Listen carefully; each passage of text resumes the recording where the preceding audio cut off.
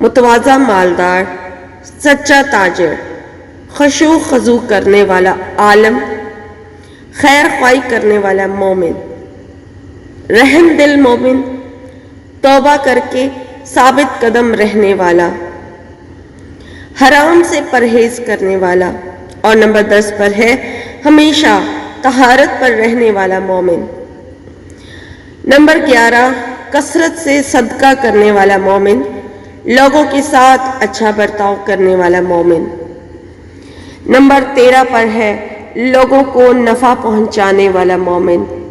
Number 14 پر ہے قرآن کریم کی ہمیشہ تلاوت کرنے والا عالم اور حافظ۔ نمبر 15 رات میں ایسے وقت پر تہجد اور نفل پڑھنے والا مومن جس وقت سب لوگ سو چکے ہوں۔